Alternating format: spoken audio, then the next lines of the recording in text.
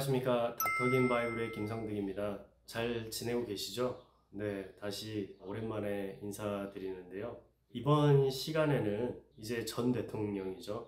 윤석열 전 대통령을 국민의 한 사람으로서 한번 평가하는 시간을 가져보려고 합니다. 이분을 제가 비난하거나 그러려고 영상을 만든 게 아니고요. 다만 이제 이분을 좀 평가하면서 또 저희들에게도 또 잘못이 있지 않나, 그런 것도 좀 같이 생각해 보는 시간을 갖기 원하고요. 그리고 또 지도자를 뽑아야 하는 타이밍에 다시 들어섰는데 혹시라도 이제 같은 실수를 반복하지 않고 또 피할 수 있지 않을까, 또 이런 것도 한번 생각해 봤으면 합니다. 네, 사실 정치인들 같은 경우에는 국민들에게 표도 받고 사실 월급도 국민들 세금으로 받는 사람들이니까요. 국민들의 표는 받고 월급은 받으면서 평가는 받지 않겠다? 그렇게 얘기하는 거는 사실 좀 말이 안 되고요. 당연히 국민의 표와 세금을 받는 사람들이므로 당연히 평가를 받아야 하고, 또 누구든지 또 정당하게 평가할 자격이 있다고 생각합니다.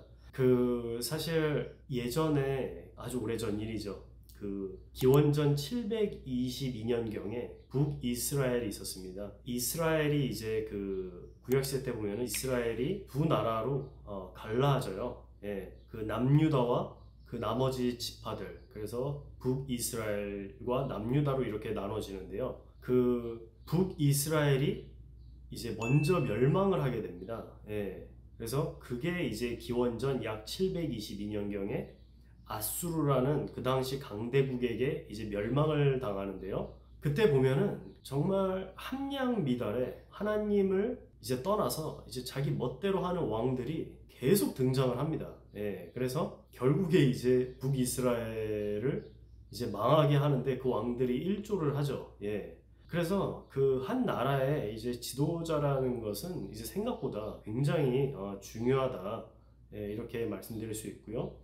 또 지도자의 어떤 나라를 이끌어가는 방향성이나 어떤 여러 가지 가치, 이런 것에 따라서 정책, 나라가 잘 될 수 있느냐 아니면 이제 쇠퇴하느냐, 이런 것들이 다 달려 있다고 해도 과언이 아니죠. 예. 그런데 이제 제가 염려가 되는 것은요, 이제 최근에 어떤 대통령들을 쭉 보면은 저는 그렇게 생각합니다. 정말 이 함량미달에 어떤 이런 사람들이 계속 지도자가 되면서 나라가 좀 이상하게 되어가고 있는 건 아닌가. 마치 옛날에 북이스라엘이 망할 때처럼 나라가 이제 점점 쇠퇴하고 있는 게 아닌가, 좀 그런 걱정이 들었고요. 다만 이제 자기 국민의 수준의 어떤 지도자를 뽑는다, 또 이런 말도 있지 않습니까? 그래서 어떤 우리가 돌아봐야 할 부분들이 분명히 있다. 예, 그래서 우리의 모습도 좀 돌아보고 같은 실수를 반복하지 않았으면 좋겠습니다. 예, 그래서 이번에 윤석열 전 대통령 관련된 어떤 키워드를 중심으로 또 여러 편에 걸쳐서 정리를 한번 해보려고 하는데요.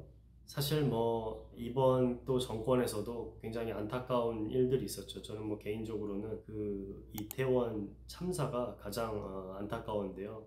정말 너무나 많은 우리나라의 젊은이들이 참 안타깝게 돌아가셨는데, 솔직히 그런 생각도 듭니다. 우리가 좀 더 훌륭한 지도자가 대통령 자리에 있었으면 그런 사건도 혹시 막을 수도 있지 않았을까, 그런 생각도 드는데, 어쨌든 이번에 사실 윤 대통령 구속당하고 나서 제가 개인적인 의견을 내는 게 중요하거나 그런 건 아니지만은, 사실 하고 싶은 얘기들이 있었는데 나름 말을 좀 아꼈습니다. 왜냐면은 소위 말하는 이제 우리나라의 많은 애국 시민분들이 추운 겨울에 어떤 윤 대통령 개인을 위해서가 아니고 정말 나라를 좀 지키자는 마음 하나로 그렇게 고생하고 계시는데, 그런 상황에서 또 다른 얘기를 한다는 게 마음에 좀 걸렸고요. 다만 이제 지금은 이미 탄핵돼서 집에 가셨으니까 이제는 좀 얘기할 수 있다, 그렇게 생각합니다.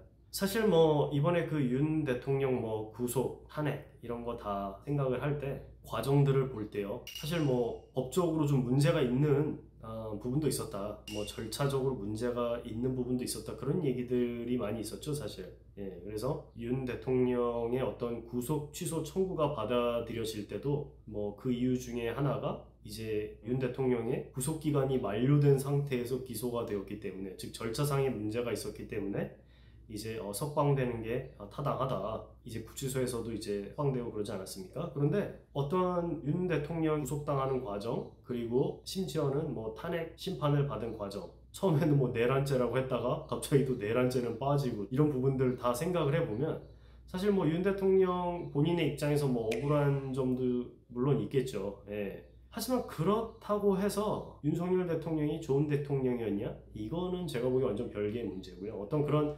법적인 문제, 어떤 절차상의 문제가 있었다, 이런 부분을 인정하더라도 그 말이 윤 대통령은 뭐 너무 좋은 대통령이었고 아무런 잘못이 없는데 정말 뭐 이렇게 하면 안 된다, 그런 말도 물론 뭐 지지자 측에서는 일리가 있는 말일 수 있습니다. 하지만 제 생각에 대통령이 어떤 3년을 돌아볼 때 제 생각에는 뭐 그렇게 뭐 훌륭하거나 뭐 좋은 대통령은 아니었다라는 게 제 생각입니다. 다만 그 이분이 이제 구속 취소가 돼서 이제 구치소에서 나올 때 성경을 또 많이 읽으셨다고 하고, 그리고 또 우리나라 이제 국민들을 위해서 기도하시겠다고 하니 뭐 다만 뭐 살아계신 하나님께 기도하겠다 뭐 그렇게 분명히 얘기한 건 아니었지만 뭐 좋은 의미로 받아들여서 하나님께 기도하겠다, 국민들을 위해서 기도하겠다, 그런 의미였다고 생각을 하겠습니다. 그래서 저는 뭐 이분이 지금은 어떤지 모르겠습니다. 구치소에서 나와서 새 사람이 되셨는지 어쩐지는 뭐 제가 잘 모르겠고요. 다만 이 윤 대통령의 어떤 평가는 이제 대선 후보 시절부터 구치소 들어가고 탄핵당하는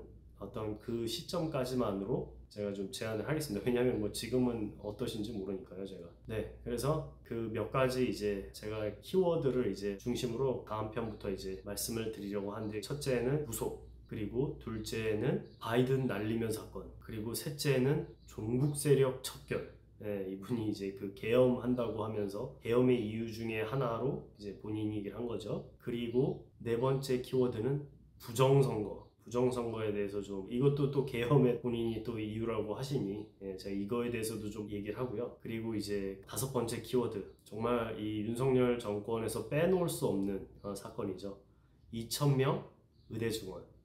그리고 마지막 여섯 번째 키워드는, 이거는 이제 뭐 윤석열 전 대통령 본인의 꼭 문제라기보다는 이제 우리나라의 인권형 문제, 경찰, 검찰, 법원, 이 부분에 대해서 한번 얘기하는 시간을 이제 갖도록 하겠습니다. 감사드리고 다음 시간에 뵙도록 하겠습니다. 감사합니다.